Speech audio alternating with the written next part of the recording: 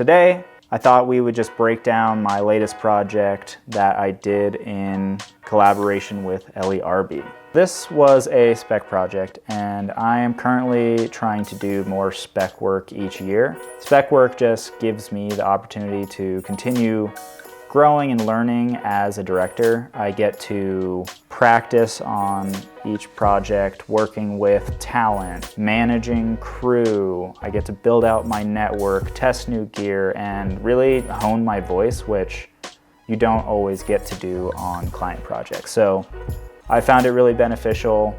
You've probably seen a bunch of other people doing spec work, but highly recommend giving it a shot if you haven't. But I think that's enough preamble. Let's just hop into this breakdown.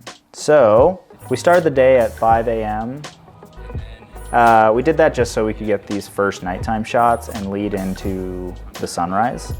For this first shot, I've really been enjoying the look of super wide angles.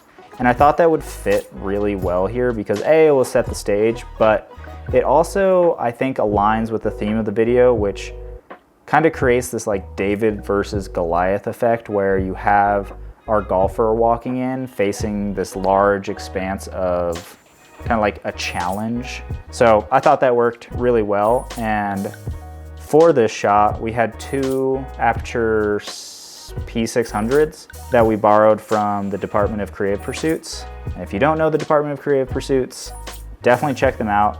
They are a new production space in downtown Denver that offers creative co-working. They have a few different studio setups and a podcast room, host awesome events. Check them out, and thank you to the department for lending me these lights. They did everything I needed. So we had these two lights blasting out over the range, which was really nice because we were able to light up the area where the golfer would be practicing. But we also got this awesome depth and texture through the grass leading out onto the range, which I loved the look of that. This portion and leading into the sunrise shots was a bigger challenge than I was first expecting. I have shot at sunrise before and I know it moves fast, but we had 5 to 6 shots we needed to capture in this time frame, and it seemed like for whatever reason the time was flying by. Having to organize the models, the shots, and find coffee for everybody was difficult. From there we moved into the daytime shots on the course, and I think we had 2 hours on the course before golfers would show up and kind of start pushing us. So we did have a time frame we needed to be done within, but it was much easier working in that time frame than the sunrise rush. The true trickiest part of the daytime shots was actually not being able to scout the course beforehand.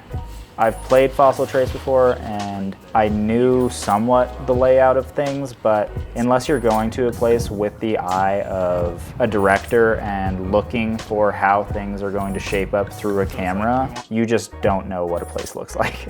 And luckily, I was able to kind of overcome that by doing a combination of half a day on Google Earth and matching that with the drone tour that Fossil Trace has on their website, which after going through all of that, I think I did a pretty good job and we kind of knew where every shot was going to take place. Once we were there on the day, it was really about like just turning the camera and figuring out what angle will work best. Luckily, we did have probably the peak day in fall to be shooting, so Fossil Trace is beautiful already, but then we had fall colors in every direction. So it was a little easier than it could have been because pretty much anywhere we turned the camera was a beautiful scene. So it was just picking which scene looked best in the moment. As for the shots themselves, we primarily shot a mix of 24 and 240 frames per second. And I haven't done a lot in 240 before, but I absolutely loved how some of these shots turned out. Like the sequence of our models swinging through and connecting them all in slow-mo combined with the otherworldly look of the shots and this Dune-esque sound effect that we have playing, like, I love that shot. I love that sequence. So I'm definitely gonna try and incorporate more super slow-mo into my work, but yeah, I'm just so stoked on how that turned out. Lastly, the defining piece of this project was, without a doubt, the team. I have been trying to get away from the solo videographer route for the last couple of years, and through my spec projects and any project I'm able, bringing on people to help makes your work so much better. And that's truly because you're able to focus on the things you need to focus on without being distracted by all the minutia of other tasks. And that doesn't mean minutia in like it's small things. It's if I'm not as good at lighting and I'm able to bring a lighting person on, that whole problem of how to light a scene is solved by someone better at lighting than I am. If I need like sound is one of the most important things you can have for your videos. And if I'm trying to focus on directing and working with the models, any attention I put on the sound is going to distract me from getting the story we need to get across.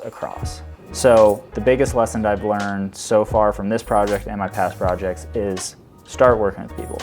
Big shout out to the team I had for this project. I'm gonna put all their Instagrams up right here.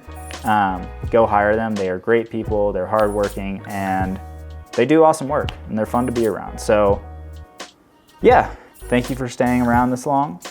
If you liked it, like and subscribe. If you didn't like it, I'm gonna keep making them anyway, so come back and try again, I guess. I don't know, but yeah, that's it. Thanks for watching. Peace.